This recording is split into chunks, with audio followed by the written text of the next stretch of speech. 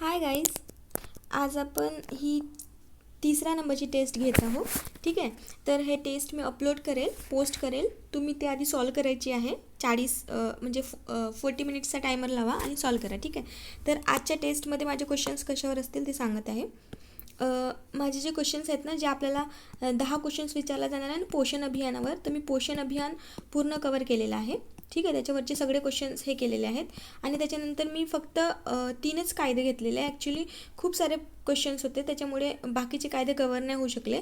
तर मी याच्यामध्ये 3 कायदे कवर केलेले आहेत, ते आणि पोषण अभियान याच्यावरचे क्वेश्चन्स आहेत आणि कम्प्युटरचे क्वेश्चन्स आहेत. ठीक आहेत, तर तुम्ही होप करते की तुम्ही आधी पोस्टमध्ये जाऊन ते PDF डाउनलोड करून आधी तुम्ही तो क्वेश्चन पेपर सॉल्व करा स्वतः टायमर लावून, आणि त्याच्यानंतर तुम्ही ह्या व्हिडिओमधून त्याचं एक्सप्लेनेशन बघा. ठीक आहे, चला मग आपण आता स्टार्ट करू. Okay, first question. आधी सर्व माझे पोषण अभियानावरचे क्वेश्चन्स आहेत आणि मी ते सर्व म्हणजे काय म्हणते त्याला, सर्व क्वेश्चन्स, ऑलमोस्ट सर्व क्वेश्चन मी कवर केलेले आहे, जेणेकरून क्वेश्चन्स कसाही विचारला तरी तुम्हाला त्याचं उत्तर आलं पाहिजे यायच्याने. ठीक आहे, आणि उद्या ज्यांचा पेपर आहे ना, त्यांनी प्लीज सांगाल की कुठल्या कुठल्या टॉपिकवर क्वेश्चन्स विचारले होते त्यांनी, आणि आपण जे घेतले त्याच्यामधून किती क्वेश्चन्स आले होते. ठीक आहे, आणि उद्या ज्यांचा पेपर आहे त्यांना ऑल द बेस्ट. चला मग स्टार्ट करू. पोषण अभियान कार्यक्रमाचे लाभार्थी कोण आहेत? तर पोषण अभियानाच्या जे अभियान कार्यक्रम जे आपण आयोजित केला आहोत त्याचे लाभार्थी कोण आहे? तर याचे लाभार्थी कोण आहेत? 15 ते 49 म्हणजे 15 to 49 वर्षाच्या महिला आणि 0 to 6 वर्षाचे जे बालक आहेत ते याचे लाभार्थी आहे. ठीक आहे, ऑप्शन क्रमांक 1 याचं उत्तर आहे. ओके, माझा नेक्स्ट क्वेश्चन. पोषण अभियान 5 ते 49 वयोगटातील महिलांमधील ॲनिमियाचे प्रमाण कमी करण्याचे 3 वर्षात किती लक्ष्य, म्हणजे पोषण अभियान आहे ना त्याच्यामध्ये 5 ते 49 वयोगटातील ज्या महिला आहेत त्याच्यामध्ये जे ॲनिमिया नावाचा जो रोग होतो ना, ठीक आहे, त्याचं आपण काय बोलते त्याला, ते रिड्यूस करायचं लक्ष्य हे केलेलं आहे. त्यांनी विचारलेलं आहे की 3 वर्षामध्ये त्यांनी किती % रिड्यूस करणार आहेत ॲनिमियाचे प्रमाण. तर त्याचे उत्तर काय आहे? आपण 3 वर्षामध्ये किती रिड्यूस करणार आहोत? तर 9%. म्हणजे हे 3 वर्षाचं टार्गेट आहे. 9% ॲनिमिया कमी करायचं आहे त्यांना. ठीक आहे, या अभियाना अंतर्गत. ठीक आहे, पण त्याच्यामध्ये 3 वर्षामध्ये म्हणजे 3 इयर्समध्ये 9%, पण पर इयर जर तुम्ही पकडला तर किती येते ते 3%. ठीक आहे, म्हणजे पर इयर 3% आणि 3 वर्षामध्ये त्यांना 9% कमी करायचं आहे ॲनिमियाचे प्रमाण महिलांमधलं. ठीक आहे, किती? 5 ते 49 वयोगटातील महिलांमधले. ठीक आहे, नेक्स्ट. ही जी मध्यान्ह आहार योजना आहे ती कधी सुरू करण्यात आली? तर मध्यान्ह आहार योजना ही आधीची योजना आहे. म्हणजे आता ह्या योजनेपासून तर समजा आता आपला जो पोषण अभियान आहे त्याच्यापर्यंतचा प्रवास आहे हा. ठीक आहे, तर म्हणून हे रिलेटेड आहे ना सर्व एकत्र, म्हणून मग ह्याच्यावर पण प्रश्न विचारतात, म्हणून हा घेतला आहे मी. ठीक आहे, ऑलरेडी मी हे कवर केलं आहे तरीसुद्धा. तर याचं उत्तर काय? मध्यान्ह आहार योजना कधी सुरू करण्यात आलेली आहे? 15 ऑगस्ट 1995 आपण ते स्टार्ट केली होती. नेक्स्ट. आता नेक्स्ट क्वेश्चन. पोषण अभियानात 0 to 6 म्हणजे 0 to 6 वर्ष वयोगटातील बालकांमधील बुटकेपणा असते ना, ते कमी करण्याचे म्हणजे 3 वर्षाचे जे लक्ष्य आहे ते किती हे केलेलं आहे? म्हणजे 3 वर्षामध्ये म्हणजे 3 इयरमध्ये किती जे बुटकेपणाचे प्रमाण आहे ना ते किती कमी होणार आहे, म्हणजे किती कमी करणार आहेत या पोषण अभियानामध्ये, असं लक्ष्य किती हे केलं आहे त्यांनी कन्सिडर केलं आहे, ते किती केलेलं आहे? 6%. किती आहे ते? 6%.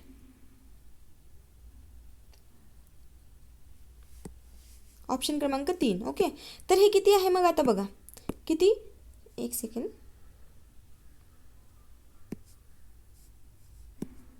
3 म्हणजे 3 वर्षात 6%, तर मग एका वर्षामध्ये किती असणार त्याचा? 2%. म्हणजे एका वर्षामध्ये ते 2% रिड्यूस करतील आणि 3 वर्षापर्यंत ते 6% रिड्यूस करतील. ऑप्शन क्रमांक 3 आपलं उत्तर आहे. ठीक आहे, हे बघा, आता हे तुम्ही जेव्हा वाचाल ना, स्वतः वाचाल ना, ते तुम्हाला कन्फ्युजन होणार की कशामध्ये आहे. तर जे महिलांशी रिलेटेड आहे ना ते आपण त्यांचं टार्गेट किती ठेवला होता? 9% पर्यंत ठेवला होता. ठीक आहे, म्हणजे त्याच्यामध्ये ॲनिमिया वगैरे येते. ठीक आहे, आणि ॲनिमियाशी रिलेटेड, आणि जे बालकांचं आहे ना ते ऑलमोस्ट 6%चं आहे.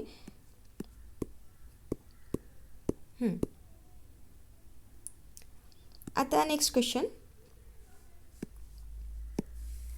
पूरक पोषण आहार योजनेत तीव्र कमी वजनाच्या, कोणतं म्हटलं आहे त्यांनी, तीव्र कमी वजनाच्या बालकांना किती उष्मांक ऊर्जेचा आहार दिला जातो?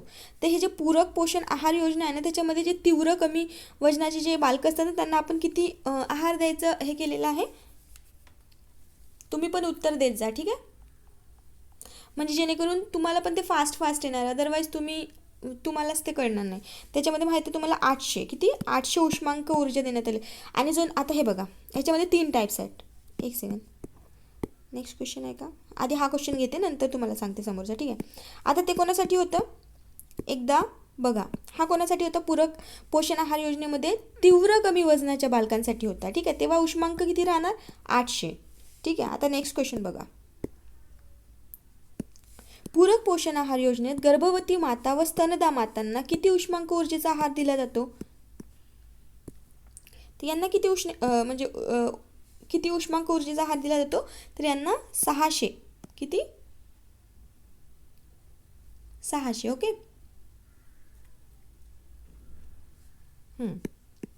नेक्स्ट. आणि हे जे चार्ट आहे ना, हा माझ्या एका व्हिडिओमध्ये मी यांना हे तीनही टाईपच्या याच्यामध्ये किती ह्याचा हे देतात, आहार देतात, हे मी तुम्हाला काय म्हणत होते मी, की हे जे आता थांबा, आता एक नॉर्मल आहे याच्यामध्ये पण. तर हा जो आता बघा, हा जो पूरक पोषण आहार योजना आहे ना त्याच्यामध्ये जे गर्भवती माता आणि स्तनदा माता यांना किती आहे, 600, ठीक आहे. आणि जे तीव्रवाले बालक आहेत ना, तीव्र कमी वजनाचे, त्यांना किती आहे, 800, ठीक आहे. आणि जे नॉर्मल बालक आहेत, म्हणजे नॉर्मल थोडे बहुत कुपोषित वगैरे असे नाही का, तर त्यांच्यासाठी किती आहे, त्यांच्यासाठी 500 जे कॅलरी आहे ना म्हणजे ऊर्जा त्याचा आहार प्रोव्हाइड करणार आहे, ठीक आहे. काय यांचे हे काय 600 जेव्हा महिला असतात, ठीक आहे, त्यांना 600, जेव्हा तीव्र बालक असतात म्हणजे तीव्र कमी वजनाचे तेव्हा त्यांना 800, आणि जेव्हा नॉर्मल बालक असतात तेव्हा त्यांना 500, okay. Next. Doctor APJ Abdul Kalam Amrut Aahar Yojana कधी सुरू झाली? याच्यावर ऑलरेडी मी क्वेश्चन म्हणजे हे घेतलेलं आहे, बट तरी कधी सुरू करण्यात आलेली आहे? ही 1 डिसेंबर 2015ला सुरू करण्यात आलेली आहे. डॉक्टर APJ अब्दुल कलाम अमृत आहार योजनेचे लाभार्थी कोण आहेत? तर याचे लाभार्थी कोण आहेत, जे अनुसूचित क्षेत्र आहे ना त्याच्यामधल्या ज्या महिला आहेत ना ते आहेत, ठीक आहे. आता बघा याच्यामध्ये हे पण ऑप्शन आहे, फक्त गरोदर महिला. तर गरोदर महिला तर आहेच, पण इथं काय पाहिजे होतं, फक्त गरोदर महिला नाही, तर इथं स्तनदा माता आणि गरोदर महिला, स्तनदा माता पण असतात आणि गरोदर माता, ठीक आहे, गरोदर माता हे दोघं पण असतात, ठीक आहे. म्हणून हे चुकीचं आहे. तर उत्तर काय याचं, अनुसूचित क्षेत्रातील ज्या महिला आहेत, अनुसूचित क्षेत्रातील महिलांसाठी स्पेशली ही अब्दुल कलाम अमृत आहार योजना म्हणजे सुरू करण्यात आलेली आहे, ठीक आहे. नेक्स्ट. हे सर्व आहेत ना पोषण अभियानाशीच रिलेटेड आहेत, म्हणून मी हे सर्व घेतलेले आहे, ठीक आहे. नाही तर तुम्ही म्हणाल की ही अमृत आहार योजना कुठून आली.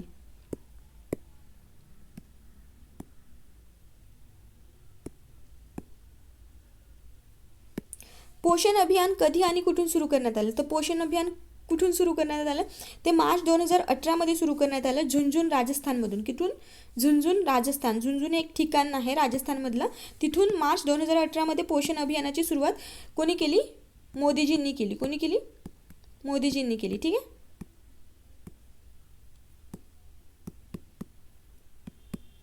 ओके, आपल्या पंतप्रधानांनी केली, ठीक आहे. नेक्स्ट. सक्षम अंगणवाडी व पोषण 2.0 या योजनेअंतर्गत बालकांना कोणत्या सेवा पुरवल्या जातात? बघा हा क्वेश्चन का बरं घेतला आहे मी, कारण की ह्याच्यामध्ये नॉर्मली हे म्हणजे काय होते, हे समजा तुमचे उद्दिष्टच आहेत एक प्रकारचे. तर आपल्याला पेपरमध्ये विचारत आहे की ह्या योजनेचे उद्दिष्ट काय, या कार्यक्रमाचे उद्दिष्ट काय, तर तुम्हाला माहीत असलं पाहिजे ओव्हरऑल त्याच्यामध्ये काय होते. आता मी प्रत्येक क्वेश्चनमध्ये तर तसं घेणार नाही, ठीक आहे, पण ह्याच्यामध्ये मी ऑलमोस्ट सर्व कव्हर केलेलं आहे की हे सर्व त्याच्यामध्ये प्रोव्हाइड केले जातात. म्हणजे जसं सक्षम अंगणवाडी आणि पोषण 2.0 आहे, तर त्या योजनेअंतर्गत बालकांना कोणत्या सेवा पुरवल्या जातात, तर त्यांना जे आयरन सिरप असते ना ते, किंवा मग ते जंतनाशक औषधे आणि जे लसीकरण आहे ना ते पण प्रोव्हाइड केले जाते. जे ORS आहे ना ते, आणि जे झिंकच्या टॅबलेट्स आहेत ते सुद्धा त्याच्यामध्ये दिले जाते, आणि ते विटॅमिन्स Aची जी सिरप असते ते सुद्धा दिले जाते. म्हणजे ऑप्शन क्रमांक 4 ऑल ऑफ द बो याचं उत्तर आहे. ठीक आहे, ह्या सर्व गोष्टी ह्याच्यामध्ये प्रोव्हाइड केल्या जातात. Okay, next. शालेय पोषण आहार योजनेत केव्हापासून 6वी ते 8वी पर्यंतच्या विद्यार्थ्यांचा समावेश करण्यात आलेला आहे. तर केव्हापासून करण्यात आलेला आहे? 2002 पासून. केव्हापासून? 2002 पासून. ओके,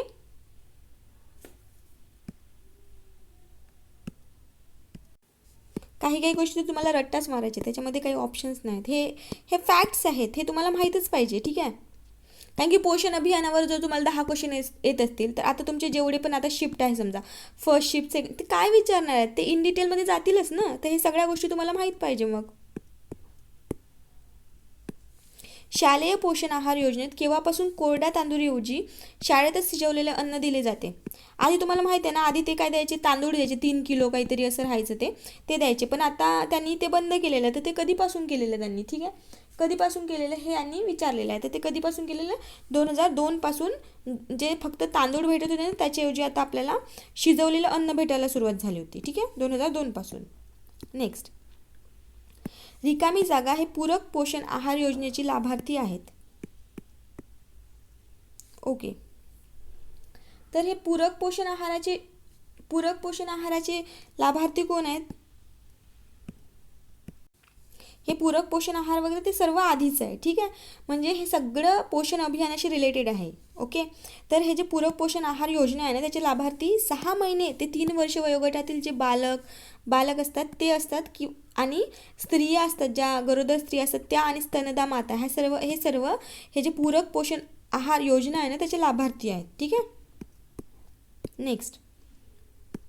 नुकताच ई-गव्हर्नन्स राष्ट्रीय पुरस्कार हा पोषण ट्रॅकर ॲपला मिळाला.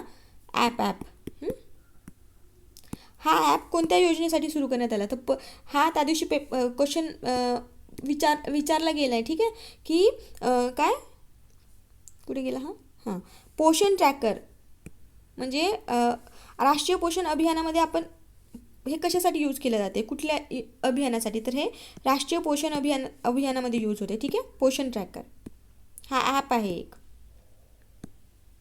ओके, तर आपण हे पोषणवरचे हे एवढे सर्व काय क्वेश्चन्स घेतले. आता आपण आपले जे क्वेश्चन स्टार्ट होतात ना ते कसले आहेत हे तुम्हाला आधी सॉल्व करायचे आहेत सर्व. आता कायदे स्टार्ट होतात. ठीक आहे,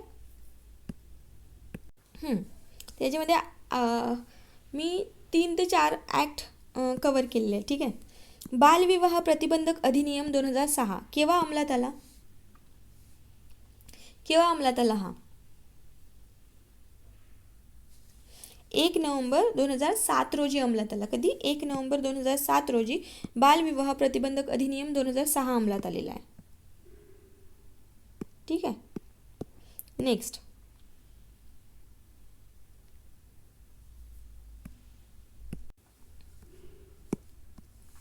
कामाच्या ठिकाणी महिलांची लैंगिक छळवणूक अधिनियम 2013 मधील कोणत्या कलमानुसार अंतर्गत तक्रार समिती स्थापन करण्यात आलेली आहे? हे बघा, मी आता हा जो क्वेश्चन आहे का तो का बरं घेतला ते सांगते तुम्हाला. आता हा जो कायदा आहे तो काय म्हणताय? महिलांच्या लैंगिक छळवणूक अधिनियम. ठीक आहे, तर ह्याच्यामध्ये काय होते की तुम्हाला तक्रार करता येते ना, तर मग ते तक्रार समिती आपल्याला माहीत पाहिजे की तो कुठल्या आर्टिकलनुसार होते. ठीक आहे, त्याच्यामुळे हा क्वेश्चन घेतलेला आहे. तो कुठला आर्टिकल आहे? तो आर्टिकल नंबर म्हणजे कलम 4 नुसार जो हा कलम आहे ना, जो हा ॲक्ट आहे ना त्याच्यामध्ये आर्टिकल 4 नुसार तक्रार समिती स्थापन केली जाते. कुठली? तक्रार समिती. ओके,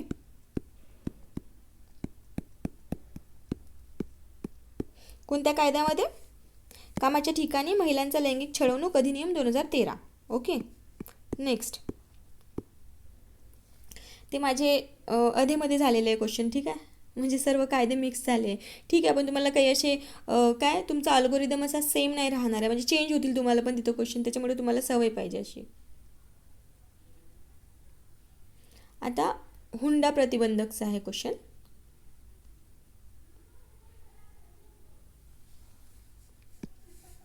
हुंडा प्रतिबंधक अधिनियमानुसार हुंडा देणे किंवा घेणे या रिकामी जागा ही अशी शिक्षा होते.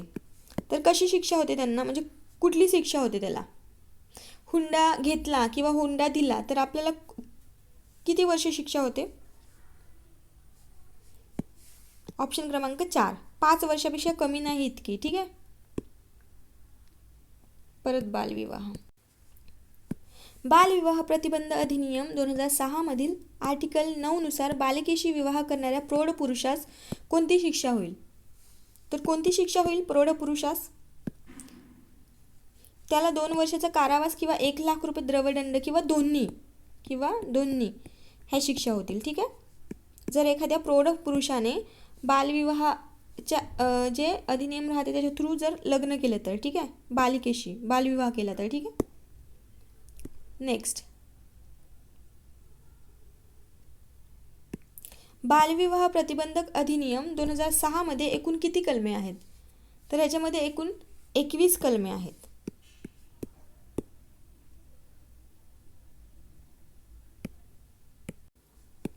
हुंडा प्रतिबंधक कायदा 1961 कधी लागू झाला? तर हा कधी लागू झाला हुंडा?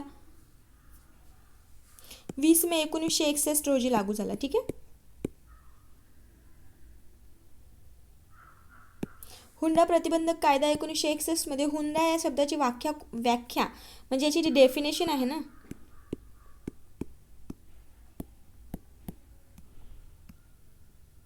ती कुठल्या आर्टिकलमध्ये दिलेली आहे असं आपल्याला विचारलेलं आहे. ठीक आहे.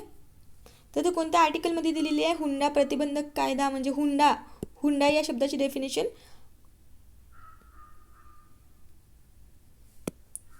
Article number 2. ओके. नेक्स्ट, हुंडा प्रतिबंधक कायद्यानुसार हुंडा देण्याबद्दल शास्ती कोणत्या कलमात आहे? सॉरी, हुंडा घेण्याबद्दल, देण्याबद्दल नाही. हुंडा घेण्याबद्दल शास्ती कोणत्या कलमात आहे? शास्ती म्हणजे काय होते? पनिशमेंट. ओके, म्हणजे दंड. ओके, तर हे कुठल्या कलमानुसार आहे?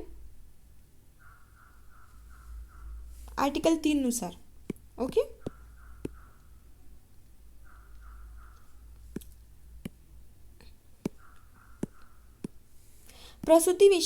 प्रसूतीविषयक लाभ अधिनियम 1961 केव्हा अंमलात आला?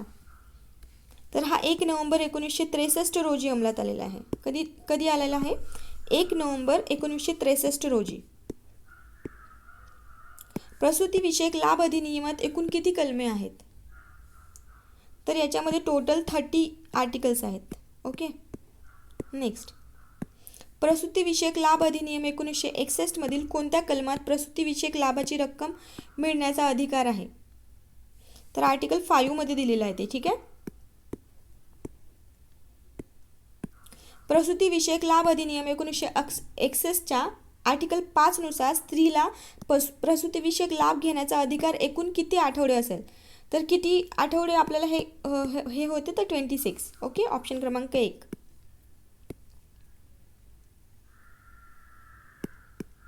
नेक्स्ट, प्रसूतीविषयक लाभ अधिनियमातील प्रयोजनासाठी रिकामी जागा कलमानुसार निरीक्षकाची नियुक्ती केली जाते.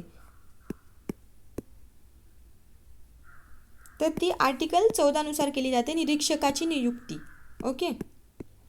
नेक्स्ट, मी म्हणजे तुम्हाला सर्व करायला लागणार, पण मी म्हणजे खूप इम्पॉर्टंट आहे जे आर्टिकल्स खूप जास्त इम्पॉर्टंट आहे ते घेतलेलं आहे. आणि मी हे का घेतलेलं आहे? कारण की आता इतके सारे तुमचे शिफ्ट चालतील तर काही सर्वांना एकच प्रश्न तर विचारणार नाही आहेत ना, त्याच्यामुळे. ओके, तुमचं सर्व कव्हर झालं पाहिजे म्हणून. आणि तुम्ही खूप सगळं वाचायला जाल तर ते खूप टाईम जाणार.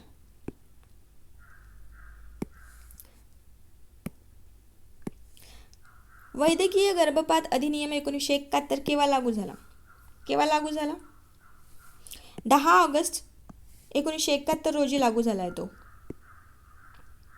वैद्यकीय गर्भपात अधिनियम 1971 नुसार 12 आठवड्यापेक्षा जास्त दिवसांचा गर्भपात करायचा असल्यास किती डॉक्टरांचा सल्ला घ्यावा लागणार आहे? तर किती डॉक्टरांचा सल्ला घ्यावा लागते त्याच्यासाठी? 2. आता मी याच्याबद्दल तुम्हाला सांगते. ओके, तर बघा, हा जो ॲक्ट आहे ना 1971चा, त्याच्यामध्ये 2021मध्ये सुधारणा करण्यात आलेली आहे. ठीक आहे. ओके, तर काय सुधारणा केलेली आहे ते बघू आपण. ठीक आहे. हे ऑलरेडी मी सांगितलेलं आहे, तरी पण मी तुम्हाला सांगते. ठीक आहे. ओके, आधी 12 to 20 वीक्स होते. ठीक आहे. म्हणजे जर तर आता ह्या 20च्या जागी आपण 24 केलेलं आहे, म्हणजे 24 वीक म्हणजे हप्ते. ठीक आहे. तर जर आता तुम्ही 20 हप्त्यानंतर अबॉर्शन करायचं हे केलेलं, ठीक आहे, तर तेव्हा तुम्हाला 2 डॉक्टरांचा सल्ला घ्यावा लागेल, आणि त्याच्या आधी असेल तर 1 डॉक्टर. ठीक आहे. आणि जर 24 म्हणजे आता सपोज,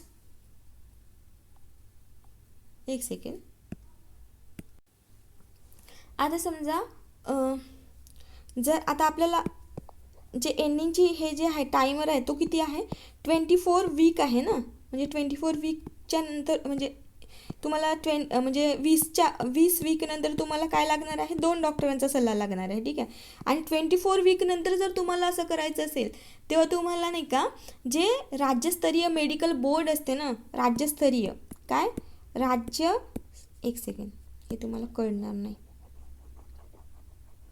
हे ऑलरेडी आहे ना, मी खूप चांगल्या पद्धतीने आहे ना, जेव्हा मी बाकीचे लेक्चर घेतले ना त्याच्यामध्ये मी एक्सप्लेन केलं आहे. ओके, तुम्ही ते बघू शकता, त्याच्यामध्ये डिटेलमध्ये सांगलं. आता तेवढा वेळ नाही आहे ना, तुम्हाला डायरेक्ट ॲन्सर पाठ करावं लागतील. ठीक आहे. तर आता बघा, 24 वीक नंतर जर एखाद्या पर्सनला करायचं असेल अबॉर्शन, तेव्हा तो काय करणार? तेव्हा काय होणार ना, जे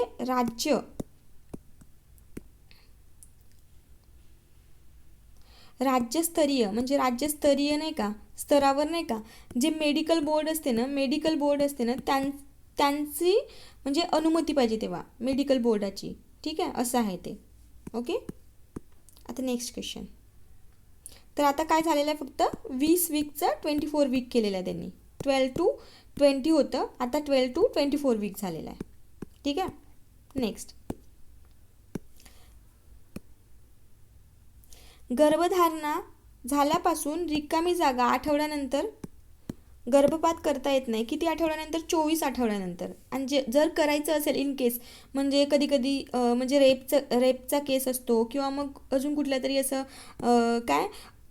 काही प्रॉब्लेम्स असतात ना, मेडिकल इश्यू असतात, तेव्हा जर त्यांना अबॉर्शन करायचं असेल, गर्भधारणा तेव्हा करायची असेल, तर मग गर्भपात करायचं असेल तर तेव्हा 24 वीक्स जर कंप्लीट झालेले असतील, 24 वीक जर कंप्लीट झालेले असतील, तर मी तुम्हाला वरती सांगितलेलं ना, तेव्हा राज्य म्हणजे जे स्टेट मेडिकल बोर्ड आहे त्यांची मग परमिशन घेतात. त्यांच्या परमिशननी मग हे करू शकतो. ठीक आहे. पण 24 आठवड्यानंतर नाही करता येत. नेक्स्ट,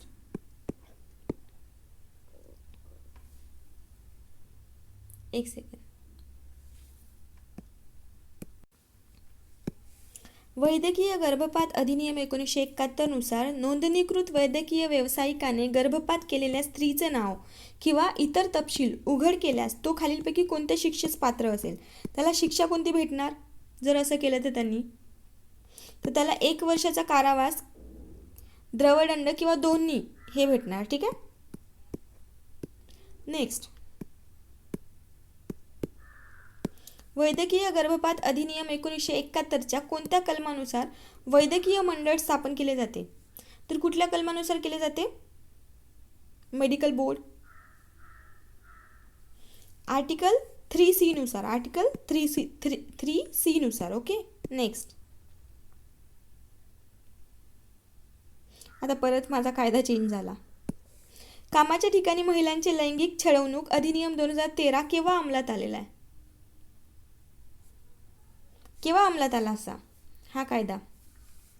तुमचा सर्व अभ्यास झाला असेल असं मी गृहीत धरते. ठीक आहे. तर हा 9 डिसेंबर 2013ला अंमलात आलेला आहे. ठीक आहे. नेक्स्ट, कामाच्या ठिकाणी लैंगिक छळवणूक अधिनियम 2013 एकूण किती कलमे आहेत? याच्यामध्ये एकूण म्हणजे टोटल 30 आर्टिकल्स आहेत. ठीक आहे, ते विचारत आहेत बरं की सपोज काय हा एक कायदा आहे सपोज कुठला पण, तर त्याच्यामध्ये किती म्हणजे टोटल किती आर्टिकल्स आहेत म्हणजे कलमे. ठीक आहे, किती आहेत. म्हणजे आता त्यांना सपोज इन डिटेल विचारायचंच नाही, तर मग टोटल किती आर्टिकल्स आहेत किंवा मग तिथं प्रकरणे किती आहेत, एकूण प्रकरणे किती आहेत हे सुद्धा विचारता येते. ठीक आहे. नेक्स्ट, कामाच्या ठिकाणी लैंगिक छळवणूक अधिनियम 2013 एकूण किती प्रकरणे आहेत? बघा, प्रकरणे पण आलेला आता आपला, त्याच्यामध्ये 8 प्रकरणं आहेत. ठीक आहे. नेक्स्ट, आता माझे कम्प्युटरचे क्वेश्चन स्टार्ट होत आहेत. हे जे कम्प्युटरचे प्रश्न आहेत ना, ते जे मी विचारले गेले आहेत ऑलरेडी तेच घेतलेले आहे. ठीक आहे, होप्स तुम्हाला आवडतील. ते कम्प्युटरचे जे क्वेश्चन्स आहेत ना ते एकदम डिटेलमध्ये विचारत पण नाही आहेत. उद्या आपल्याला सर्व माहीत होणार आणखी डिटेलमध्ये, मग आपण त्याच काय म्हणजे जे विचारत आहेत त्याच टॉपिकवर त्या टॉपिकला जास्त इम्पॉर्टन्स देऊ. ठीक आहे, पण उद्या ज्यांचा पेपर आहे त्यांच्यासाठी हे आज. WWW तयार करणारा शास्त्रज्ञ कोणता? तर तो कोणता आहे? Tim Berners Lee. Okay, Tim Berners Lee त्या सायंटिस्टचं नाव आहे. नेक्स्ट, संगणकाच्या परिभाषेनुसार किलोबाइट्स म्हणजे किती? 1 किलोबाइट्स म्हणजे किती होते? पटकन उत्तर द्या. 1024 बिट्स म्हणजे किती? म्हणजे 1 किलोबाइट होते. ठीक आहे, आपलं उत्तर 2 आहे. नेक्स्ट, SRAM, DRAM आणि EDORAM हे संगणक मेमरीचे प्रकार आहेत, ते कशाशी संबंधित आहेत? तर हे सगळं कॅशेशी संबंधित आहेत. ठीक आहे, संगणकाचा वेग वाढवण्याच्या उद्देशाने CPU व RAM यांच्या जोडणीतील खालीलपैकी काय वापरले जाते? ह्यांच्या जोडणीमध्ये काय वापरले जाते?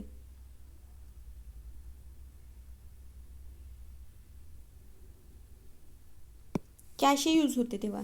ठीक आहे. नेक्स्ट, खालीलपैकी कोणती बाब संगणकाचा मेंदू समजला जातो? हा क्वेश्चन त्या दिवशी विचारला होता ऑलरेडी.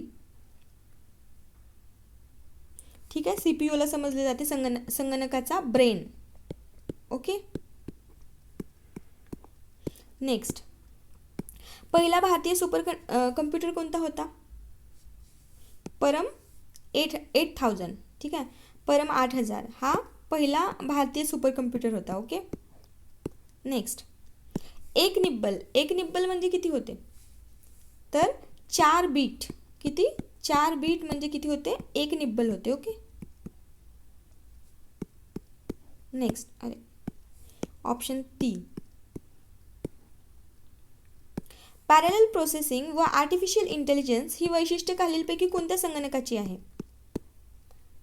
ठीक आहे, तर आता मी याच्यामध्ये इन डिटेलमध्ये नाही घेतलेला, बट तुम्हाला काय करायचं आहे ह्याच्यावर ते सांगते. ठीक आहे, तर तुम्हाला फर्स्ट जनरेशनमध्ये काय येते, सेकंड जनरेशनमध्ये काय येते, थर्ड जनरेशनमध्ये काय येते, फिफ्थ जनरेशनमध्ये काय येते, हे सर्व तुम्हाला बघायचं आहे. ओके, कारण की त्या दिवशी विचारला होता याच्यावर क्वेश्चन. ठीक आहे, तर आता याचं उत्तर काय आहे? Parallel processing and artificial intelligence हे खालीलपैकी कोणत्या संगणकाची आहे? तर ही जे आहे ते आहे 5th जनरेशन कम्प्युटरची आहेत. ठीक आहे, ही वैशिष्ट्य कशाची आहे? 5th generation कम्प्युटरची. ओके, आणि हे तुम्हाला करायचं आहे. याच्यावर नेक्स्ट क्वेश्चन येतील.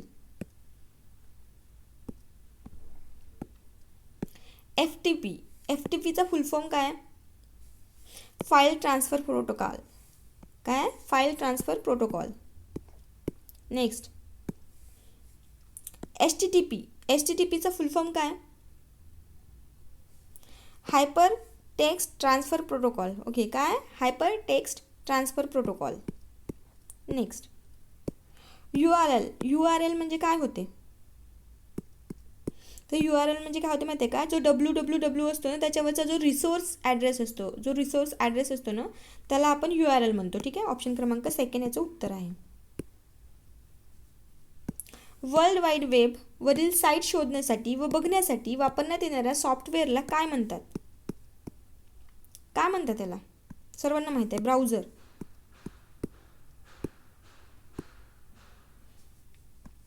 वेबसाईटवरील प्रथम पेज काय म्हणून ओळखला जातो? आपण म्हणतो ना होम पेज. ओके. तर अशा प्रकारे आपण हे सर्व क्वेश्चन्स बघितलेले आहेत. ठीक आहे, होपसो तुम्हाला समजले असतील. आणि आणखी एक गोष्ट, जे बाकीचे कायदे आहेत, म्हणजे बाकीचे जे कायदे आहेत ना, त्यांची जे आता ह्या कायदे, हे जे आता मी 3-4 कायदे घेतले, याच्यामध्ये मी काय मेन्शन केलेलं आहे, त्यांची डेट. ओके, सर्वांना सेम कायदे तर विचारणार नाहीत, म्हणून तुम्हाला ॲटलिस्ट ते कधी एन्फोर्स झालेलं आहे हे सर्वांच्या डेट माहिती पाहिजे. ठीक आहे, तर मी याच्यामध्ये त्यांची डेट घेतलेली आहे, त्यांच्यामध्ये पनिशमेंट किती दिलेली आहे ती घेतलेली आहे. ठीक आहे, पनिशमेंट म्हणजे शास्ती. ठीक आहे, आर्टिकल घेतलेलं आहे, म्हणजे तो कायदा कशासाठी रिलेटेड आहे, त्याच्यामध्ये मेन आर्टिकल कोणतं आहे हे मी याच्यामध्ये घेतलेलं आहे. ठीक आहे, हे जे क्वेश्चन्स आहेत त्याच्यामध्ये. तर तुम्हाला आता काय करायचं आहे, बाकीचे ज्यांचा उद्या पेपर आहे त्यांनी हे सर्व बघून जायचं आहे. ठीक आहे, म्हणजे एखादा कायदा आहे, एखादा कायदा आहे, तर त्याच्यामध्ये तो कधी सुरू झाला, त्याची डेट, त्याचे वैशिष्ट्य काय आहे. ठीक आहे, न त्याचे लाभार्थी, त्यांची जर काही एज लिमिट असेल किंवा कोणाला भेटते, ठीक आहे, त्यांचे लाभार्थी, हे एवढं तर तुम्हाला मिनिमम एवढं तरी बघून जायचं, बाकी उरलेल्या कायद्यांचं. ठीक आहे, ज्यांचा उद्या पेपर आहे आणि जे बाकीच्यांचा परवापासून जे पेपर आहे त्यांना तर प्रोव्हाइड करेल मी. ओके, ठीक आहे, तुम्हाला काही क्वेरीज असतील तर सांगा. आणि आधी PDF सॉल्व करा, त्याच्यानंतर याचं एक्सप्लेनेशन बघा. सो आधीच एक्सप्लेनेशन बघायचं नाही. Okay, thank you.